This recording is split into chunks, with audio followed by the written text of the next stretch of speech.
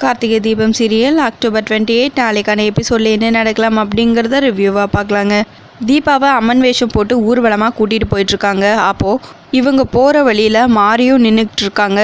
அம்மனை பார்க்குறாங்க, கையெடுத்து கும்பிடுறாங்க. திடீர்னு அவங்களுக்கு ஏதோ தப்பாக நடக்க போகிற மாதிரியே தோணுது. உடனே நெத்தியில் கை வச்சு பார்க்குறாங்க. அங்கே பூசாரி தீபாவை அருவாளால் வெட்ட வர்ற மாதிரி அவங்களுக்கு ஒரு காட்சி அவங்களுக்கு தெரிய வருது. உடனே பதறி போய் என்ன பண்ணுறதுன்னு தெரியாமல் அந்த கூட்டத்துக்கு பின்னாடியே ஓடி வராங்க மாதிரி. அதுக்கப்புறம் பரமேஸ்வரி பாட்டியே வந்து அம்மா உங்ககிட்ட கொஞ்சம் பேசணும், கொஞ்சம் அப்படி வரீங்களா அப்படின்னு சொல்லி கேட்கவும் கூட்டமெல்லாம் அப்படியே முன்னாடி நகர்ந்துட்டே இருக்காங்க. யார் மணி, உனக்கு என்ன வேணும் அப்படின்னு பாட்டி கேட்கவும் கொஞ்சம் அப்படி வாங்கம்மா, உங்ககிட்ட கொஞ்சம் பேசணுங்கிறாங்க. எதுவாக இருந்தாலும் பரவாயில்ல, இங்கேயே சொல்லுங்கிறாங்க பாட்டி.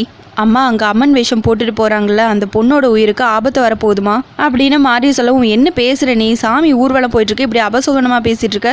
நீ யார், எதுக்காக இப்படியெல்லாம் சொல்கிற அப்படின்னு பாட்டி கேட்கவும், இல்லைம்மா நான் நடக்க போகிறது தான் சொல்கிறேன் அப்படின்னு மாறி சொல்ல, நடக்க போகிறது சொல்ல நீ என்ன கடவுளாங்கிறாங்க பாட்டி. அம்மா சொன்னால் கொஞ்சம் புரிஞ்சுக்கோங்க, தப்பாக ஏதோ நடக்க போகுது, உங்களை நான் எச்சரிக்கை பண்ணுறேம்மா, நீங்கள் சுதாரிப்பாக இருந்துக்கோங்க, அவ்வளோதான் நான் சொல்லுவேன் அப்படின்னு சொல்லிட்டு மாறி அங்கேருந்து கிளம்பிடுறாங்க. அதுக்குள்ளே பாட்டி, அம்மா தாயே, இந்த பொண்ணு என்னென்னமோ சொல்லுது, எனக்கு ரொம்ப பயமாக இருக்குது அப்படின்னு வேண்டிக்கிட்டு இருக்காங்க. கண் முழிச்சு பார்த்ததுமே மாரியை தேடுறாங்க. மாணி அங்கேருந்து காணாமல் போயிடுறாங்க. எங்கே போனா அந்த பொண்ணு? தாயே மகமாயி, என்னம்மா என்னை இப்படியெல்லாம் குழப்பி விடுற? இத்தனை வருஷம் கழிச்சு அம்மன் வேஷம் போடுறதுக்கு என் குடும்பத்துக்கு பாக்கியம் கிடச்சிருக்குன்னு எவ்வளோ சந்தோஷப்பட்டேன். திடீர்னு யார் அந்த பொண்ணு, எங்கேருந்து வந்தா? என்னென்னமோ சொல்லிட்டு போகிறாளே அம்மா தாயே, நீ தானா அது? ஏன் தாயே, உன்னை மீறி நான் என்ன பாதுகாப்பு கொடுக்க முடியும்? எந்த பிரச்சனையும் இல்லாமல் நல்லபடியாக உன் சன்னதிக்கு கொண்டு வந்து சேர்த்து உனக்கு செய்ய வேண்டிய கடமையை நான் நல்லபடியாக செஞ்சு முடிக்கணும் தாயே, அதுக்கு நீதாம்மா துணையாக இருக்கணும் அப்படின்னு வேண்டிக்கிட்டே அங்கேருந்து பரமேஸ்வரி பாட்டியும் கிளம்பிடுறாங்க. இன்னொரு பக்கம் கார்த்தி ரொம்ப ஃபாஸ்ட்டாக காரில் போயிட்டுருக்காங்க. அப்போ திடீர்னு ஒரு டவுட் வருது. உடனே காரை நிறுத்திடுறாங்க. நல்லா யோசிச்சு பார்க்குறாங்க. அதுக்கப்புறம் அவங்க கம்பெனிக்கு கால் பண்ணி அங்கே ஒருத்தர்கிட்ட பேசுகிறாரு. அங்கே ஒன்றும் பிரச்சனை இல்லையா, அங்கே எல்லாம் கரெக்டாக தானே இருக்குது, நீங்கள் அங்கே தானே இருக்கீங்க அப்படின்னு கார்த்திக் கேட்கவும், ஆமாம் சார், எந்த பிரச்சனையும் இல்லை, நான் இங்கே தான் இருக்கேங்கிறாங்க. அதுக்கப்புறம் மூர்த்தி அங்கே இருக்காரா அப்படின்னு சொல்லி கேட்கவும், மூர்த்தி இங்கே தான் சார் இருக்காரு, கூப்பிடவா அப்படின்னு சொல்லி கேட்க, அதெல்லாம் ஒன்றும் வேணாம், சரி நான் வச்சிட்றேன் அப்படின்னு சொல்லிட்டு கார்த்தி ஃபோனை கட் பண்ணிடுறாங்க. அதுக்கப்புறம் எதுக்காக இப்படி ஒரு கால் வரணும் அப்படின்னு யோசிச்சிட்டே நிற்கிறாங்க. அந்த டைமில் பரமேஸ்வரி பாட்டி அப்படியே கூட்டத்துக்கு பின்னாடியே வராங்க. அப்போ இந்த கார்த்தி பையன் எங்கே காணோம் அப்படின்னு சொல்லி அந்த கூட்டத்துக்குள்ளேயெல்லாம் தேடி பார்க்குறாங்க. அதுக்கப்புறம் கார்த்தி அந்த நேரத்தில் அருணுக்கு கால் பண்ணுறாங்க. அண்ணா அங்கே எல்லாம் கரெக்டாக தானே இருக்குது, எதுவும் பிரச்சனை இல்லையே அப்படின்னு சொல்லி கேட்கவும், அந்த கூட்டத்தோட சவுண்டால் அருணுக்கு எதுவுமே புரியலை. சொல்லு கார்த்தி, எனக்கு எதுவும் சரியாக கேட்கலன்னு சொல்லிட்டு இருக்காங்க. என்ன கார்த்தியா, இவருக்கு எதுக்கு கால் பண்ணுறாரு அப்படின்னு ஐஸ்வர்யா ஒரு பக்கம் யோசிச்சுட்டு இருக்காங்க. அதுக்கப்புறம் கார்த்தியும் ஃபோனை கட் பண்ணிடுறாங்க. ஃபோன் கட் பண்ணதுமே பாட்டி வந்து கார்த்திக்கு கால் பண்ணுறாங்க. கார்த்தி எங்கப்பா இருக்க, எங்கே தேடினாலும் உன்னை காணோம், எங்கே போயிட்ட அப்படின்னு கேட்கவும், பக்கத்தில் ஒரு அவசர வேலையாக வந்த பாட்டி, அங்கே ஒன்றும் பிரச்சனை இல்லை அப்படின்னு கார்த்திக் கேட்கவும், பிரச்சனை தான்ப்பா, அதுக்கு தான் நான் உன்னை தேடுறேங்கிறாங்க பாட்டி. மனசெல்லாம் ஏதோ படப்படன்னு இருக்குப்பா, எனக்கு ஏதோ தப்பு நடக்க போகிற மாதிரியே தோணுதுப்பா, இதை நான் யார்கிட்டேன்னு போய் சொல்கிறது?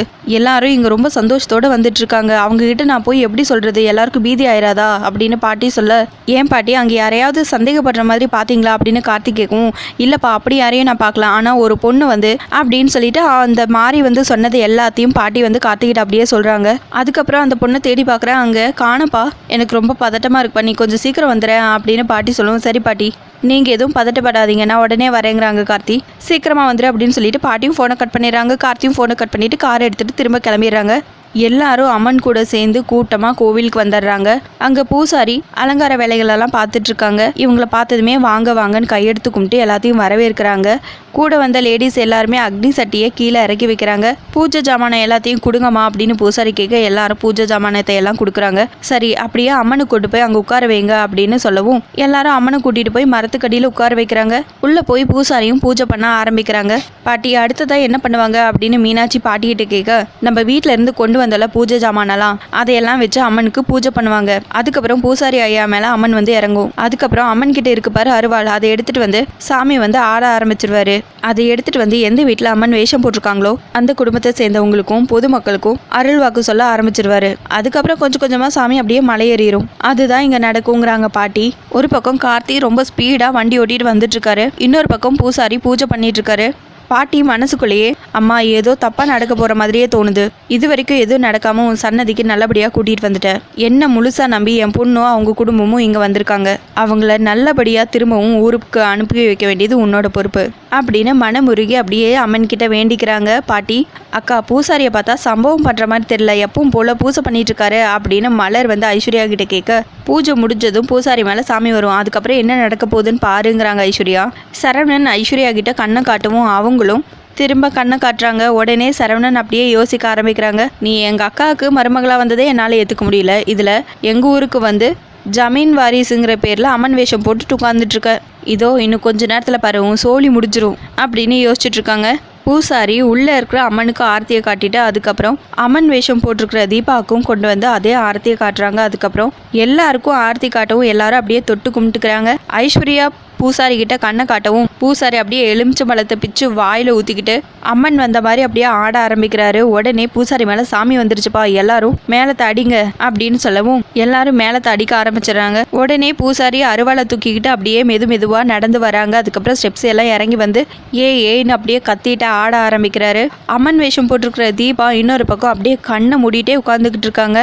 பரமேஸ்வரி அம்மா, இந்த வருஷம் உங்க குடும்பம் தான் அம்மன் வேஷம் போட்டிருக்கு, அருள் வாக்க நீங்களே முதல்ல கேளுங்க அப்படின்னு ஊர் பெரிய மனுஷங்களாம் சொல்லவும் பரமேஸ்வரி பாட்டி அப்படியே முன்னாடி 2 ஸ்டெப் எடுத்து வச்சு, அம்மா தாயே நீ தான் என் குடும்பத்தை காப்பாற்றணும் அப்படின்னு சாமியை கும்பிட்டுட்டு, ஆத்தா இந்த வருஷம் அம்மன் வேஷம் போடுறதுக்கு என் குடும்பத்திலேருந்து ஒருத்தரை அழைச்சிட்டு வந்திருக்க, அதுவே எனக்கு பெரிய ஆசீர்வாதம், வேற என்னத்தை நான் கேட்க போகிறேன், நீங்களே சொல்லுங்கம்மா அப்படின்னு சொல்லவும், நான் தான் உன் குடும்பத்துக்கு ஆசீர்வாதம் பண்ணியிருக்கேன்னு தெரியுதுல்ல, பதிலுக்கு நீ என்ன பண்ணியிருக்க, நான் உனக்கு ஆசீர்வாதம் பண்ண நீ என்ன மதிச்சியா அப்படின்னு அந்த பூசாரி கேட்கவும், எனக்கு ஒன்றும் புரியலையே தாயிங்கிறாங்க பாட்டி.